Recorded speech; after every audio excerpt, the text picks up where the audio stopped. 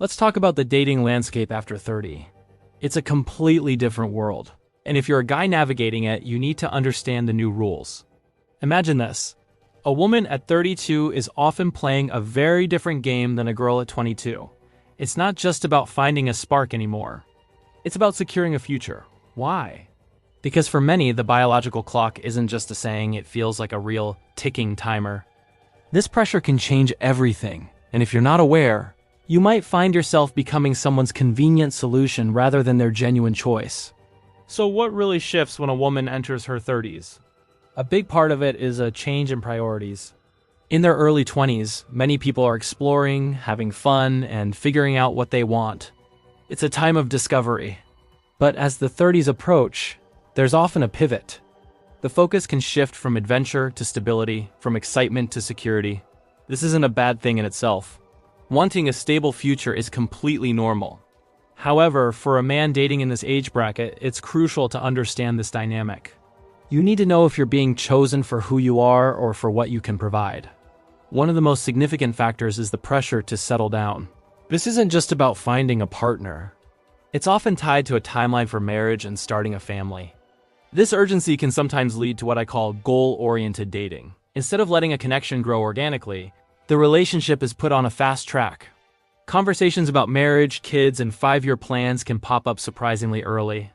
It can feel less like two people getting to know each other, and more like a job interview for the role of husband and father.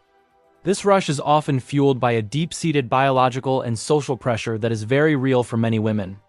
Another layer to consider is life experience. By 30, everyone has a past. This includes previous relationships, heartbreaks, and life lessons. It's normal to have history. The key is how this history is managed. When you're dating someone over 30, you're not just dating them. You're also interacting with the echoes of their past experiences. Sometimes this can mean navigating unresolved feelings from past relationships or dealing with trust issues that have built up over time. It requires patience and understanding, but it's also important to make sure you're not being expected to fix someone else's past wounds. A healthy partner is one who has processed their past, not one who expects you to carry it for them. Then there's the paradox of standards. As people get older, their standards for a partner naturally evolve. They know more about what they want and what they don't want.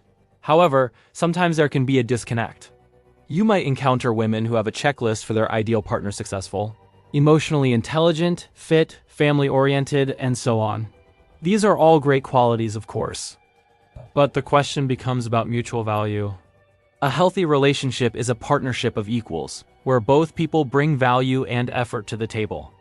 It's important to be with someone who appreciates you for who you are, not just for how well you tick their boxes. Let's also touch on the financial aspect. In your 20s, dating is often about cheap pizza and fun experiences. As you get older, finances can become a much bigger part of the equation. Stability often translates to financial security. A woman looking to start a family might be subconsciously or consciously evaluating a man's ability to provide. Again, this isn't inherently a negative thing. Practicality is important. But as a man, you need to be discerning. Is she interested in building a life with you, as a team? Or is she more interested in the lifestyle you can offer? The key is partnership. A true partner wants to build asterisk with asterisk you, not just benefit from what you've already built. The social pressure is another powerful force. When a woman in her 30s sees her friends getting married, buying houses, and having babies, it can create a feeling of being left behind. This comparison culture, amplified by social media, can create a sense of desperation. It can make a person feel like they're in a race against time. This feeling can sometimes lead to making rushed decisions in their love life. They might be more inclined to overlook red flags or try to force a relationship to fit a timeline, simply to keep up with their peers. This is why it's so important for you to maintain your own pace and not get swept up in someone else's sense of urgency. So, what are some things to look out for in a rushed relationship? One sign is when the relationship's pace feels unnaturally fast. If you're talking about moving in, marriage, or kids on the third date, that's a signal to slow down and ask why. Another is when the focus is almost entirely on the future, with very little emphasis on enjoying the present moment with each other. A healthy relationship builds a strong foundation in the here and now before planning a future. Also, pay attention to how they talk about their exes and past relationships. Is it with a sense of learning and growth, or with bitterness and blame? The way someone handles their past says a lot about their readiness for a healthy future. How can you navigate this strategically and protect your own time and emotional energy? First and foremost, be clear about your own intentions and timeline from the beginning. It's okay to say you're looking to get to know someone without a specific agenda. Honesty is your best tool. Second, maintain your boundaries. Don't be pressured into moving faster than you're comfortable with. A person who truly respects you will respect your pace. Third, observe and listen more than you talk. Pay attention to their actions, not just their words. Do their actions show a genuine interest in you as a person? Or are they more focused on what you can do for them? It's also crucial to have open conversations about values and life goals. Talk about what a partnership means to both of you. Discuss finances, family, and career aspirations. These aren't just interview questions. They're the building blocks of a life together. A woman who is a true partner will be excited to have these conversations with you as a way to build a shared vision, not as a checklist to be completed. She'd be interested in your dreams as much as she is in her own. The goal is to find someone who sees you as a teammate in life's journey, someone who wants to build a future together, side by side. Ultimately, dating women over 30 can be an incredibly rewarding experience. They're often more mature, self-aware, and know what they want in life.